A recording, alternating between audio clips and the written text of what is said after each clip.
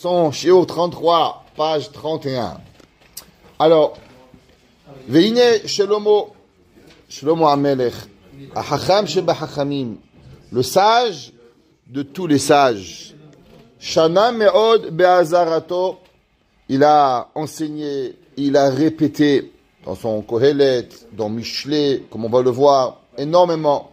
Edroa Ha'atzela, le mauvais de la fainéantise. Le rat, c'est pas mauvais, c'est le mal en soi. Le rat, en vérité, c'est le mal en soi. À combien il est mauvais et il est mal d'être fainéant. Vaïv Sedagadol, et la grande perte. Anim Shach Mimena, qui va en découler. Ve'amar, et il a dit. Me'at Shenot, Me'at Temunot, ou Me'at Chibuk Hadai Mishkav. L'homme, doucement, Uba, Kimhalech, Reshech, ou Marsocher, ke Ish Magen. Qui n'est Heatzel, parce que la personne qui est feignante, Afalpi She'eno Osera, Bekum Ase. Il ne fait pas mal en faisant une action. On a toujours expliqué qu'il y a deux principes. Il y a le principe qui s'appelle Ase, faire, et il y a Shev Ve'alta Ase, passif, forme active et forme passive. Généralement, les feignants, ils disent, mais je fais rien de mal, je dors, je fais rien de mal, je me repose, je fais rien de mal, je t'embête pas, laisse-moi tranquille. Le mec, il rentre à la maison, sa femme, elle a 12 enfants, elle saute le plafond, il lui se met sur un livre, il lit. Mais qu'est-ce que tu fais? Mais je te fais pas, je te dérange pas. Quel est le problème? Mais tu fais rien de mal. Alors, généralement, les feignants, ils ont l'impression que du fait qu'ils font rien de mal, ça leur donne le droit de penser qu'ils font du bien. Il dit, c'est vrai, eh ben, il amène le mal sur lui, Beshev et Altaase. C'est comme un homme, il est devant une mer, et il y a une vague puissante qui arrive. Le chacham, il se lève, il va nager, il va prendre une bouée. Il dit, moi, je fais rien de mal, la vague, elle va te manger. Pareil, la fainéantise, elle t'amène le mal qui te frappe sur la tête. Ve'amar, il écrit, Gam mitrape bimlarto, achou lebal mashrit. Il dit, Shlomo Amelech, celui qui est mitrafé. Mitrafé, c'est celui qui est feignant de son travail, celui qui laisse faire. Il y a des gens, ils appellent ça en anglais postponing. C'est quoi, postponing? Ouais, c'est toujours pousser les choses. Demain, mahar. Ouais, toujours, il va repousser les choses à demain. Alors, mitrapé, c'est postponing. Celui qui fait quelque chose, ça va, dans 5 minutes. Il dit, Shlomo Amelech, Gam mitrapé. Mañana, ah, si, señor. Ok, c'est comme les Espagnols. Tu sais pourquoi ils appellent tous Manuel? Parce qu'ils ont essayé intellectuel, ça n'a pas marché. Alors, Gam mitrape bimlarto, celui qui se délaisse de son travail, Ahou les bal mashrit. Il est le frère de la destruction. Ça veut dire généralement, tous ceux qui disent demain, mañana, mahar, ouais, et ben ça, c'est le base pour pouvoir avoir tout le mal. Qui a fait piché eneno hamashrit, parce que il détruit rien, lui. Aose et ara abiyadav. C'est pas comme le gars, il vient, il casse. Lui, il est forme passive. L'otarshov shurachok mimenu. Ne crois pas à combien il est loin de lui. Et là, Achivu ou Ben Gilohu. Il est le frère du destructeur et il est son cousin. Ça veut dire la passivité et la destruction, ils sont égales. Ve'amar od levaer ra'at he'atzel be'ur tsiurim. Et Shlomo Amelech encore, il a expliqué le mauvais de la personne qui est feignante avec une explication imaginative. Ma shikre Veivaled le'enenu yom yom, ce qui va arriver et qui va en découler à nos yeux jour. Al sede ish atzel. Il dit Shlomo Amelech, regarde, un homme, à l'époque ils avaient des champs. Il y a un homme, il se lève le matin, il laboure le champ, il sème le champ, il irrigue le champ, il récolte le champ, à la fin il mange. Ouais, maintenant tu vas chez un feignant, il dit bon, demain on va labourer. Demain il pleut. Il dit, bon, demain, après il neige, après il arrive, il a pas semé, il a pas planté, il a rien compté, après il crève de faim. Qui c'est qui a dit ça? La Fontaine. Là, c'est Gall et la fourmi. Ok? Là, c'est toi de les Ségal, et que faisiez-vous durant tout l'été? Ben, vous chantez, ben maintenant vous avez qu'à danser. Ok? Pareil, il dit Shlomo HaMelech que les feignants regardent les gens, tu vois leur chant, tu vois leur travail, comment ils sont. La personne qui est active, elle est proactive, Baruch Hashem, elle fait. Et la personne qui est feignante, eh ben, elle fait rien. Moi, j'ai connu 2 personnes. Il y a un monsieur qui était très travailleur comme ça. Enfin, à l'époque, en France, il y avait les, comment on appelle ça? Il faisait les festivals. Alors lui, il allait, il vendait des confettis, il vendait des choses. Il était là, toujours en train de travailler. Il avait de l'argent. Il y avait un autre là-bas, un feignant de père et de fils, de son père, sa mère, sa femme. Il était un feignant de famille, Baruch Hashem. Et ses enfants sont aussi des feignants. Ses enfants sont aussi des feignants, Baruch Hashem. Ils ont hérité la bonne chose à faire. Et quand il était là, toujours il râlait, oui, ton père, ton grand-père. Mais moi, je travaille, fais comme moi, prends des choses, va les vendre. Ouais. Les gens, ils râlaient toute sa vie, ils buvaient, ils étaient saouls du matin au soir, ils foutaient rien du tout. Et pourquoi? Parce qu'en réalité, il était un feignant. Et ben, la feignantise, elle amène la destruction qui arrive. L'homme, il faut se lever, il faut travailler, il faut s'ingénier à faire des choses correctement. Avalti ve'al kerem adam chaserlev. Je suis passé dans le champ des feignants, ouais, et sur la vigne des gens qui manquaient du cœur. Veine ala kulo kimshonim. Et sur les, comment on appelle ça? Sur les vignes et sur les champs des feignants, alors il y a plein de mauvaises herbes. Exemple, comment on fait pour faire un bon vin, une bonne vigne? C'est pas juste qu'on laisse pousser des raisins. Il faut aller, il faut voir, dès que les commences des raisins ils voient, il faut inspecter quelle grappe de raisin elle va être forte. Et on enlève toutes les autres grappes pour donner le maximum de raisins dans ces grappes pour pouvoir y arriver. Ça demande énormément de travail pour que chaque grappe de raisin dans la vigne, elle soit forte et pleine de sucre pour avoir un bon vin. C'est pas juste comme ça qu'on fait les choses. Je te montre, Mélechi, tu vois la vigne d'un travailleur et tu vois la vigne d'un feignant. Le feignant, il reste feignant. Il va sur la place des feignants à Marseille, là-bas. Et le travailleur travaille. Kassou, panav, charoulim, il a été recouvert de mauvaises herbes. Va achaze anochi, ashit libi, il dit, Shlomo HaMelech, il dit, et moi j'ai vu, raïti la karti moussar. Shlomo HaMelech, il dit, quand moi j'ai vu ça, j'ai appris la morale. J'ai vu le champ du travailleur propre, nickel, rangé, j'ai appris. J'ai vu le champ du feignant, j'ai appris la morale. Me'at shenot, me'at numot. Il dit, Shlomo HaMelech, je vous ai pas traduit le passouk en haut exprès, parce que maintenant il dit, peu de sommeil, peu de fatigue. Vous savez, il y a une règle, on dit en hébreu, et les toldot noah. Voici la descendance de la fatigue. Plus tu dors, et plus tu es fatigué. Ok? Shlomo HaMelech, il dit, la personne qui est forte, mais hachenot, il faut peu dormir, il faut peu s'assoupir. Uba mithaler rishech, et l'homme, il doit avancer. V'ineva milevad pshuto. Asher ou amitike mashmao. Il dit, à part la réalité, c'est simple. Tu travailles, tu laboures, tu récoltes.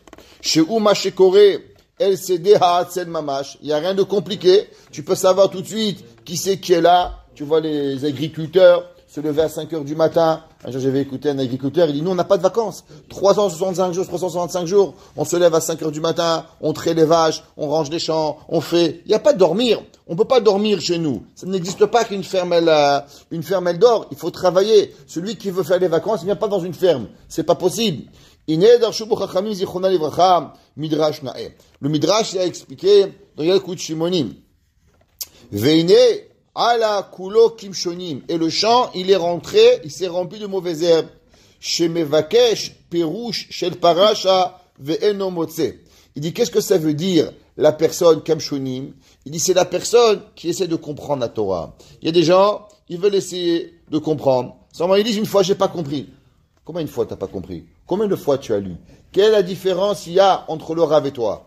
La différence, c'est que toi, tu lis une fois, tu t'arrêtes. Le Rav, combien de fois il lit? 200, 300 fois pour pouvoir y arriver. On raconte qu'il y avait un jour le Rav Shach. Le Rav Shach, c'était connu. Il avait une force d'assiduité qui était hors pair. C'est son Yerzait la semaine dernière, vendredi. Et le Rav Shach, un jour, il y a un bachour, le soir après Arvit, il lui a posé une question. Et le Rav a été mitpael de la question. Une question, qu'est-ce qu'on appelle en hébreu, abambakasha. Une question atomique, abambakasha, une question atomique. Alors le Rav, il est resté sur la question, il a essayé comme ça des heures, 3 heures du matin, et une réponse. Il dit, Shlomo! Il dit, mais Shlomo, il dort. Il dit, comment il dort? Il m'a posé une question, comment il a pu dormir? Il est allé, il a réveillé. Il lui a dit, viens, je te réveille, viens pour étudier avec moi. Il dit, Rabbi, 3 heures du matin. Il dit, mais comment tu as pu t'endormir? Comment tu as pu t'endormir avec une question pareille? Le Rav Shach, toujours, qu'on a raconté, il a posé une question au Briskorov. Le Briskorov était le Gadolador, et le Rav Shach, il est très proche de lui. Et un jour, le Rav Shach, il a posé une question au Briskorov, que le Briskorov lui-même, il savait pas. Rav Shach, c'était un grand Me'ayen. Alors, le Briskorov, il a dit qu'il va réfléchir. 3 heures du matin, le Briskorov, il réveille son fils, et il dit, va voir le Rav Shach, dis-lui que la réponse est dans tel livre. Il dit, papa, il est 3 heures du matin. Il dit, t'inquiète pas, le Rav Shach, il dort pas. Pourquoi? Il dit, tu sais. Il dit, s'il avait eu une réponse, il serait venu me la dire, parce qu'il sait que moi, je vais pas dormir. Et le premier qui va avoir une réponse, il va donner à l'autre. Donc, s'il n'est pas venu, c'est qu'il cherche encore. Dépêche-toi, qu'au moins il raptera un petit peu de sommeil. Le fils du Briskorov, vite, il court, il arrive à la maison de Rav Shach, à Yerushalayim, et il voit Béhémet. Le Rav Shach était debout, en train d'être Me'ayen. Dès qu'il a toqué sur la fenêtre, il a jeté une pierre. Oui, qu'est-ce qu'il y a? Il dit, mon père a dit tel livre. Oh, merci beaucoup. Le lendemain, il a dit, merci beaucoup que tu m'en aies la réponse. Pourquoi? Parce que la personne veut étudier. C'est pas comme ça. En une seconde, on trouve les réponses. Les gens, ils viennent. Rabbi, ça prend combien de temps pour préparer un cours? On dit 30 ans. Mais qu'est-ce que ça veut dire? C'est pour que le cours il soit donné. Il faut que tu aies emmagasiné d'informations pendant 30 ans. Alors après 30 ans, tu peux donner un beau cours. Mais si tu penses que c'est une récitation qu'on apprend, qu'on va répéter comme un perroquet, c'est pas ça un cours de Torah. Un cours de Torah, c'est pas un perroquet. Un cours de Torah, ça prend 30 ans d'enseignement. Et le Rav Shach, 50 ans. Et le Rav Chaim Kanievski, 80 ans pour apprendre. Pourquoi? Parce que quand il donne un cours, il réfléchit à tout ce qu'il a appris dans sa vie pour donner un cours pour le cours de Torah. Et il dit, Mitor shelo amal baem, ou yoshev ou metame tataor metaret tatame. Et il dit, qu'est-ce qui se passe? Il y a des fois des gens, parce qu'ils ne savent pas la halakha. Vous savez, dans la halakha, une des choses, vous apprenez un peu le Chot Shabbat maintenant, ouais, un peu à Bishtabura. Alors, la pire des choses qu'il y a, c'est quand on n'apprend pas les concepts. Par exemple, c'est quoi Bichoul? C'est quoi Afia? C'est quoi Tzliya? C'est quoi la définition du Bichoul? Pourquoi c'est Assour? C'est quoi un Av Melacha? C'est quoi une Tola de Melacha? Quelle différence entre le Mechaber et le Shulchan Aruch dans Bichoul? Qu'est-ce que c'est Keli Rishon? Qu'est-ce que c'est Keli Sheni? C'est quoi les deux tzdadim du Shulchan Aruch? Si on n'apprend pas pour avoir, et si l'homme il n'apprend pas à définir chaque chose bien comme il faut, généralement qu'est-ce qu'il fait? Il fait des erreurs fondamentales. Et ils peuvent apprendre. Il y a même des fois des rabbanim ils disent des erreurs. Pourquoi? Il disait Rav Ovadia Yosef, pas moi. Des fois Rav Ovadia dans ses livres, il critiquait des fois des grands rabbanim. On dit, mais Rabbi, ce Rav il est grand. Il dit, c'est vrai, mais il n'a pas appris la définition de la chose, de ce que savoir. Et quand on ne connaît pas la définition des choses, je répète encore, ce que le Rav Ovadia Yosef, il a dit, pas moi, qui je suis moi pour critiquer, mais il disait, à cause qu'ils n'ont pas appris à définir la chose. Et dans le judaïsme, pour définir les choses, il est très important d'avoir du iyun. On raconte qu'il y avait le Rav de Yafo, qui était jeune, il a étudié chez le Chafetz Chaim. Le Chafetz Chaim, il lui a demandé un jour, il lui a dit, viens, c'est incroyable, parce qu'il va devenir un très grand dayan dans sa vie. Et le Bachor, il avait 17 ans. Et le Chafetz Chaim, Bikdushato, il avait déjà vu que quand il avait 17 ans, qu'il serait un jour un dayan. À l'époque, il était un jeune Bachor. Il lui dit, viens, je vais t'apprendre à devenir dayan. Waouh! Il a dit ça à ce jeune homme. Ce jeune homme, il est parti voir le Shulchan Aruch, il est parti apprendre. Qu'est-ce que le Chafetz Chaim il veut de moi? Le Chafetz Chaim, il n'avait pas une très grande bibliothèque chez lui. Alors il arrive, et il dit, tu vois ces 2 livres? Il dit, oui. Il dit, qu'est-ce que tu vois? Il dit, c'est 2 livres orange. Il dit, regarde mieux. Il dit, je vois un, il est un peu plus grand, un peu plus petit. Il dit, regarde mieux. Il dit, je vois un, il est marron, un, il est orange. Il dit, regarde mieux. Il dit, un, il parle de Bereshit, un, il parle de Shemot. Il a tout compris. Au début, dans la vie, tout c'est pareil. Après, tu regardes, il y a un grand, il y a un petit. Il y a un maigre, il y a un gros. Il y a un Bereshit, Shemot, ils n'ont rien à voir. Il dit, c'est la Torah. Au début de la Torah, tout a l'air pareil. Et plus tu approfondis les choses, et après tu vois qu'il n'y a rien à voir. un c'est Bichoul, un c'est Afia, un c'est Shulchan Aruch, un c'est le Rama, un c'est Mishnah Berurah, un c'est Rav Ovadia. Ça n'a rien à voir du tout. Un c'est dans les surveillés et un c'est dans les Chol Bichoul dans Shabbat. Et là, la Chol, ne sont pas obligatoirement d'être pareils. Il a dit le Chafetz Chaim, dans la vie, à premier abord, tout c'est pareil. Mais après, quand tu vas et que tu vas approfondir les choses, tu vas voir à combien il y a de différences qui s'établissent sur chaque paramètre qu'il va arriver. Et si la personne ne fait pas attention, il dit le Ramchal, alors il pourra impurifier le permis et purifier l'interdit. Ou poretz gidram shel talmidei chachamim. Et il va casser les barrières. Il y a des gens qui vont pouvoir croire qu'ils savent des choses. Poretz geder, casser une barrière. Par rapport à quoi? À cause du manque qu'ils vont pas être capables de clarifier les choses. Et pourquoi ils clarifient pas les choses? À cause qu'ils ne vont pas être amal. Ils vont pas avoir l'assiduité nécessaire pour pouvoir répondre à la halakha, à comprendre le bien et le mal, le moutar et le issour, le khatrila et le bediavad. Dans quel cas la chose elle a été enseignée pour pouvoir y arriver. Ma'on shoshelze. Il dit, quelle est la punition de celui qui se permet de parler de choses comme ça? Shlomo Persho, il dit Shlomo HaMelech. Shlomo HaMelech, il dit une phrase qui est dans Shulchan Aruch à quelques reprises, dans le Chot Tisha B'Av, entre autres. Shulchan Aruch il ramène, et il dit Uporetz Geder Yishchenu Nachash. Il dit Shulchan Aruch, s'il y a une règle communautaire de faire des choses, et maintenant une personne, elle se permet de pas faire ce que la communauté elle fait. Par exemple, le Shulchan Aruch il ramène, si par exemple des gens ils ont certaines coutumes, pendant les Tisha B'Av, et 3 semaines, ils mangent de la viande quand on mange pas de la viande, et ainsi de suite, alors celui qui casse les règles, alors les serpents ils viennent et ils le piquent. Ouais, on parle d'une malédiction physique et aussi spirituelle. Vaïnou, qui ra'at hayatzel, car le mauvais, le mal de la fainéantise, ena ba'a bevatachat. Elle vient pas en une fois. Le mec qui dort un matin, c'est pas grave, ça va pas lui arriver de mal. Et là, mehat, tous les jours, te mange un peu. Tu te gratte. Jusqu'à qu'à la fin, il est entouré de mal. Regardez les choses, regardez le temps. Prenez en Israël, ils font de l'archéologie. Ouais, tu vois des choses 6 mètres de profondeur. Mais comment c'est possible? Un petit vent, il a amené 1 millimètre de sable. Et un an après, 1 millimètre de sable. Le sable, il a le temps. Mais en 1000 ans, t'as 6 mètres de sable qui est arrivé. Mais comment c'est possible? Tous les jours, un grain de sable. Un grain de sable. Elle n'a rien fait. La pierre, elle est restée. Le palais, ils ont retrouvé le palais de Hashmonaïm. 6 mètres de profondeur. Mais comment? Qu'est-ce qu'ils ont vivé sur la terre? Non. Il y avait le palais, il était stagnant. Il n'a rien fait. Il était feignant. Et le sable, il est venu. Et les années, elles passent. 2000 ans plus tard, 6 mètres de sable. Comment c'est possible? C'est ça la vie. La vie, elle est quand tu stagnes, eh ben tu t'enterres. Tu finis totalement enterré. Même si tu es le Harmon, la Gemara a dit que Kol Michel Ora'a, tout celui qui n'avait pas vu le binyan de Hurdus, le temple de Hurdus, alors il n'avait pas vu un palais de sa vie tellement il était beau. Et pourtant, avec le temps, il s'est complètement rentré sous terre et a disparu pour avoir. Pourquoi? Même parce que la stagnation, elle amène à la disparition.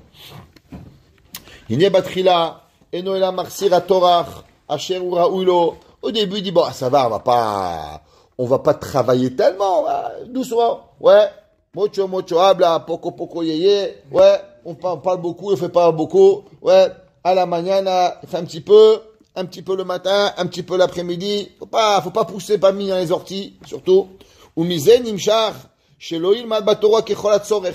Et à la fin, qu'est-ce qui arrive? À la fin, il étudie pas comme il faut. Et à cause du manque de l'étude, quelle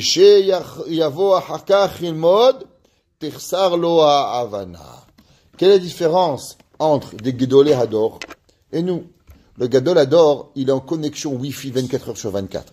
Sa tête, elle travaille tout le temps. Alors, automatiquement, quand il étudie la Torah, il lui manque pas des bouts. Mais nous, on n'étudie pas assez. Alors, qu'est-ce qui se passe?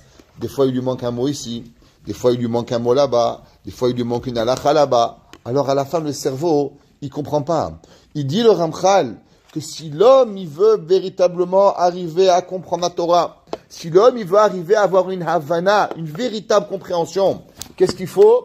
Il faut pas qu'il soit déconnecté. il ne faut pas qu'il soit arrivé. Pour comprendre cela, on va expliquer ce que le Chazon Ish il a dit. C'était son hier.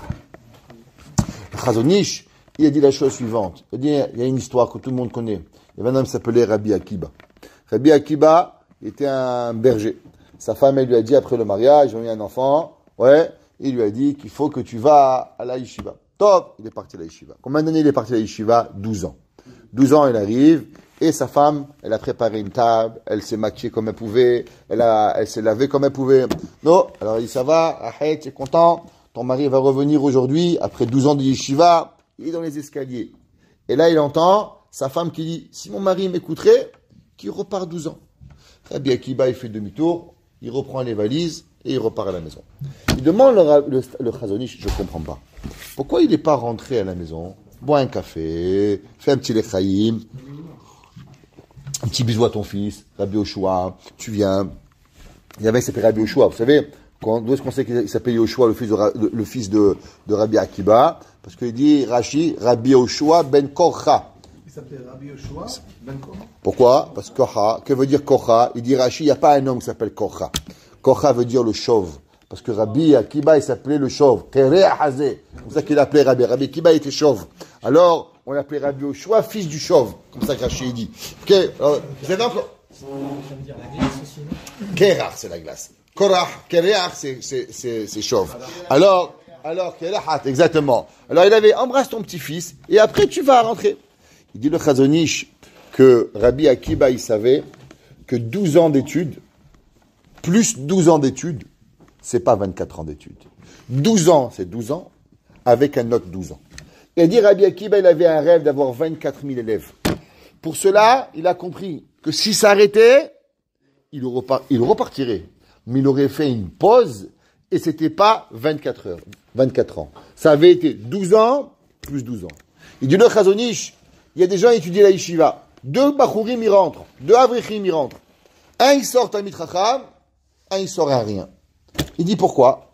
Il dit le premier, il étudie de 8h à midi, 4h straight. L'autre, il regarde 8h10, 8h30, 8h50. Il fait des tranches de 20 minutes. À la fin, il croit qu'il a étudié 4 heures. C'est faux. Il a fait 20 minutes, plus 20 minutes, plus 5 minutes, plus 15 minutes, plus 20 minutes, 20 minutes, plus 20 minutes, plus 20 minutes, c'est pas 1 heure. Ça fait 20 minutes. 3 fois 20 minutes. 1 heure, t'assois de 8h jusqu'à 9h. Biritsi foot. Quand on était à la yeshiva, le Rav, on avait des starim de Ritzifout. Qu'est-ce qu'il disait le Rav? Allez aux toilettes maintenant, prenez un verre d'eau, 9h du matin. Jusqu'à 11h, personne sort. Personne bouge. On avait comme ça des shurim, spécialement dans les shuvavim. Le Rav nous donnait la force de se mettre à étudier 3-4 heures. Ceux qui savent, on peut étudier. Ceux qui sont venus avec moi, des fois, on a étudié pendant des nuits. On peut s'asseoir de minuit, on se réveille à 4 heures du matin. Le temps, il passe en 2 secondes. Il n'y a pas, demandez à qui va être venu. Shavuot, le temps, il doit être là. On doit pouvoir étudier Birtzifout. Ça veut dire quoi? Sans lever tes fesses de la chaise. Si le gars est en train de lever le bois, il ne pourra pas étudier. Birtzifout, c'est toujours, sans arrêt. L'homme, il doit arriver. Il dit le Ramchal, le feignant, Constance. Il ne sait pas faire ça. Il regarde 8h05, 8h10, 8h30, 8h40, 8h50. Et du matin, on est en train de regarder la montre. Des 5 minutes sur 5 minutes. Il vient si le mal, il aurait terminé, il serait énormément que le mal, il lui aurait donné. Encore, il se rajoute et il va de sa volonté à kol panim, les yashev à parasha à perekaou. Alors, qu'est-ce qu'il veut? Il veut finir vite. Parce qu'il veut finir. Alors, qu'est-ce qui se passe? Alors, qu'est-ce qu'il veut? Il veut aller vite. Il dit, va vite, c'est bon, bientôt on a fini. Alors, il accélère vite, il fait pas attention à chaque mot. Et comme il faut pas attention à chaque mot, il a fait niente pendant 3 mois, et après, il veut aller vite, et qu'est-ce qu'il fait? Alors, il arrive. Ouais, c'est comme les examens. Qu'est-ce qu'ils font les gens? Comment ils lisent un livre? Ils lisent le livre, la première page, ils lisent 2 pages du milieu, ils lisent 2 pages de la fin, ils lisent l'épilogue qui a été écrit, ils vont sur Internet, voir de quoi il parle le livre, et après ils font un examen dessus. Et après ils disent, c'est bon, j'ai eu 70. C'est vrai que tu as passé. Mais il y a 30% du livre que je ne connais pas. Comment c'est possible? Il y avait un jour un Rav, il disait, comment un médecin, on le laisse passer à 70. Il dit, mais il y a 30% des maladies qu'il ne connaît pas. Tu t'imagines 30%? Ça veut dire que sur 10 gars, il y a 3 patients qu'il ne connaît pas tous les jours. Tous les jours, il y a 10 patients, il y a 3 patients, il ne sait pas ce qu'il leur raconte. Il n'a rien compris. C'est très grave, ça. Comment on peut arriver à avoir ça? Eh bien, c'est parce que les gens, ils sont pas me'ayinim comme il faut. V'yashrit ha'emet. V'yafra. Et là, il dit un mot très très fort, le Ramchal. Vous savez que le Ramchal, il faut être médaillek sur chaque mot qu'il dit. Il dit que généralement, les gens qui ont la fainéantise, pour arriver à leur but, alors ils vont vite. Et quand ils vont vite, ils se convainquent de ce qu'ils disent. Mais ils font une chose qui est terrible. Ils détruisent la vérité. Vous savez, il n'y a rien de pire dans la vie que la destruction du Emet. Akadosh Baruch Hu, il a créé le monde avec la vérité. Bereshit, bara, Elokim, et, rachetevot, Emet. Elokim, ouais? Bereshit, bara, Aleph, Elokim, Mem, et, sofetevot, Emet. L'homme, le commencement de la Torah, c'est quoi? C'est le Emet. Si l'homme, il veut pas vivre dans un monde de fous, il faut pas au moins détruire le Emet. Le Ramchal dit que les gens feignants, pour arriver à leur but, qu'est-ce qu'ils font? Ils vont détruire la vérité. Ve'ya'avor à la takanot. Et il va, pour ne pas, parce qu'il est feignant, alors il va détruire les takanot, les décisions de nos hachamim. Ve'ifrot tagedarim. Et il va casser toutes les barrières. Ve'sofo kelaya. Et la fin, c'est la destruction qui mishpat kol poretz geder. Il dit, le Ramchal, il faut savoir, les anarchistes qui cassent les règles, à la fin, ils sont toujours pris au piège. Pris au piège. À la fin, ils vont être punis. Les gens qui sont pas capables de rentrer dans le moule, les gens qui sont pas capables de rentrer parce qu'ils sont des feignants, parce qu'ils n'arrivent pas à avoir l'assiduité qu'il faut, à la fin, qu'est-ce qu'ils font? Ils sont juste pas capables et ils vont toujours perdre à ce qu'il va avoir. Amar Shlomo, Yishlomo ve'echeze anochi ashit libi. Est-ce que j'ai vu? Je mettrai mon cœur. Idbonanti de Shlomo Amelech, il dit. C'est quoi Idbonanti? J'ai réfléchi. Les Idbonen, Idbonanti. Je me suis réfléchi au singulier. Ouais. À la davarazé, ces choses-là. Veraiti godel ara. Et j'ai vu à combien il est grand le mal. Shebo, sheu, kaeres, aolech, umitpashet meat meat. Et il dit à quoi ça ressemble? Il se ressemble à un virus. La fainéantise, c'est un petit virus qui rentre dans le corps et elle rentre. Et reste un virus. C'est un poison qui rentre et qui rentre doucement, doucement, doucement. Et doucement, doucement, il te mange. Doucement, doucement, il te tue. Ve'en peuatonikeret. Et le virus, la maladie, tu la remarques pas. Adhamita. Jusqu'à que l'homme, il arrive et il est mort. Vezeu me'at shenot. C'est ça qui dit peu de sommeil. Uba kemihalech recher umasrot keish magen. Et l'homme, il doit aller avec un manque de protection. L'homme qui n'est pas actif, l'homme qui est un passif, alors automatiquement, il peut pas être protégé. Un jour, il y avait à Radio-Canada, ils ont voulu faire la journée d'un rabbin. Alors, ils sont venus chez moi. Ils m'ont demandé qu'ils voulaient passer. Alors, ils sont venus. Ils m'ont dit, à quelle heure vous commencez la journée? Ils sont venus à la maison. La choule, le mikvé, la tfila, la yeshiva, hatzala, le shiur. Mais non, on peut pas.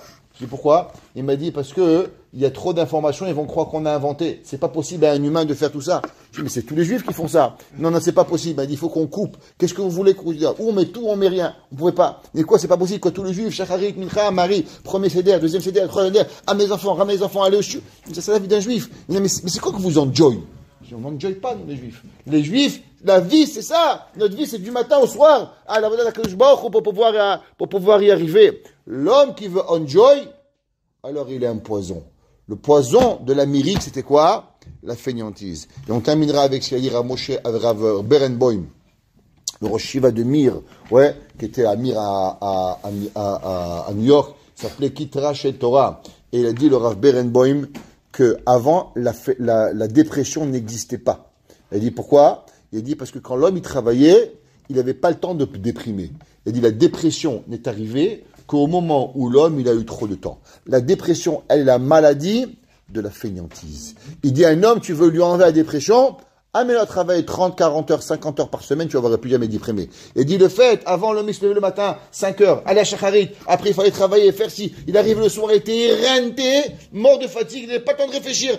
Je veux pas, je suis fatigué, je suis pas fatigué. Il trouvait un lit, il mangeait, il buvait, il dormait, il se réveillait le matin, il fallait payer les courses. Aujourd'hui, il arrive à 4 heures, qu'est-ce qu'on fait? Qu'est-ce qu'on fait pas? Les enfants, qu'est-ce que tu as à faire? Ils ont rien à faire, ils disent, qu'est-ce qu'on fait? Ils pleurent parce qu'ils ont rien à faire. À l'époque, les enfants, ils auraient pleuré parce qu'ils avaient trop de travail pour pouvoir faire. Aujourd'hui, quand on les laisse à jouer seuls, alors ils perdent tout. Il dit Rav Berenboim, qui Rachel Torah, il dit que l'homme, la revers de la médaille de la Hatzlut, c'est l'homme, il va tomber dans la dépression.